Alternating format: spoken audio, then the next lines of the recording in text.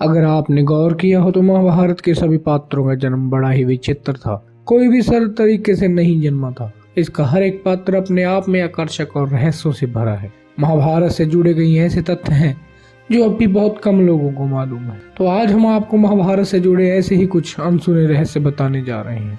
उम्मीद है आपको पसंद आएंगे। उससे पहले अगर आप हमारे इस चैनल पर नए हैं तो इस चैनल को सब्सक्राइब जरूर कीजिएगा। श्री कृष्ण और अर्जुन का पुनर्जन्म। श्री कृष्ण और अर्जुन अपने पूर्व जन्म में नर और नारायण रूप में थे और उन्होंने नर और नारायण रूप में दंभोदर नामक असुर का वध करने के लिए जन्म लिया था। दरअसल कर्ण ही पूर्व जन्म में दंभोदर नामक असुर थे। कर्ण का वध करने के लिए ही कृष्ण और अर्जुन को वापस पुनर्जन्म लेना पड़ा था। श्री कृष्ण की एक और बहन थी। श्री कृष्ण की बहन सुभद्रा थी। यह तथ्य तो सभी जानते हैं। दिलचस्प यह है कि उनकी एक और बहन भी थी जिसका नाम एकांगा था। वह नंद बाबा और यशोदा की पुत्री। द्रोणाचार्य एक टेस्ट ट्यूब बेबी। द्रोणाचार्य को भारत का पहला टेस्ट ट्यूब बेबी माना जा सकता है। यह कहानी भी काफी रोचक है। द्रोणाचार्य के पिता महर्षि भारद्वाज थे और उनकी माता एक अप्सरा थी। एक शाम भारद्वाज गंगा नहाने गए, तभी उन्होंने वहां एक अप्सरा नहाती हुई दिखाई दी। उसकी सुंदरता को देख ऋषि मंत्रमुग्ध हो गए और उनके शरीर से शुक्राणु निकला, जिसे ऋषि ने एक मिट्टी के बर्तन में जमा करके अंधेरे में रख दिया। इसी से द्रोणाचार्य का जन्म हुआ।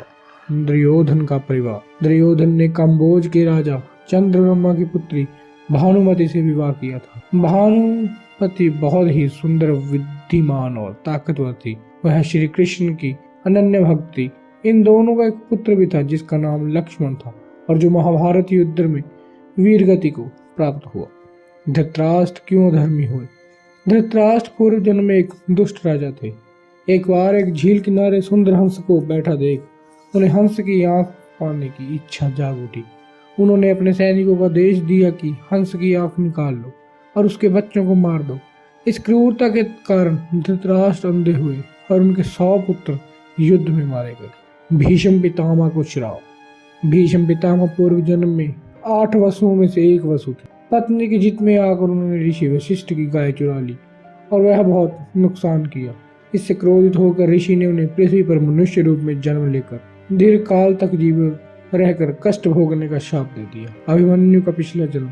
वहीं अभिमन्यु अपने पूर्व जन्म में राक्षस काल्यवन था जिसका वध श्री कृष्ण ने किया था और उसकी आत्मा को अपने अंग वस्त्र में बांध हुए द्वारिका आ गई और वो वस्त्र अलमारी में रख दिया। एक बार सुभद्रा जो उस समय गर्भवती थी ने भूल से वह वस्त्र खोल दिया और उसकी आत्मा सुभद्रा के गर्भ में समा गई। बाद में उसने अभिमन्यु के रूप में जन्म लिया। अर्जुन की 2 बार मृत्यु। जैसे कि हमने अपने पहले वीडियो में बताया है कि महाभारत युद्ध के बाद स्वर्ग जाने के मार्ग में अर्जुन की मृत्यु हुई, लेकिन इससे काफी पहले परंतु महाभारत युद्ध के बाद एक युद्ध में अर्जुन और चंद्रांगदा के ही पुत्र बब्रुवाहन ने अपने पिता अर्जुन को मार गिराया था। परंतु उसके बाद अर्जुन की तीसरी पत्नी अलूपी ने अर्जुन को जीवन दान दिया। एकलव्य कहाँ गायब हुए। आपने महाभारत में एकलव्य रुक्मणी हरण के बाद कहीं नजर नहीं आते। दरअसल रुक्मणी हरण के समय एकलव्य राजा जरासंध की ओर से लड़ते हुए अपने पिता के प्राण बचाने हेतु श्री कृष्ण द्वारा वीर गति को प्राप्त हुए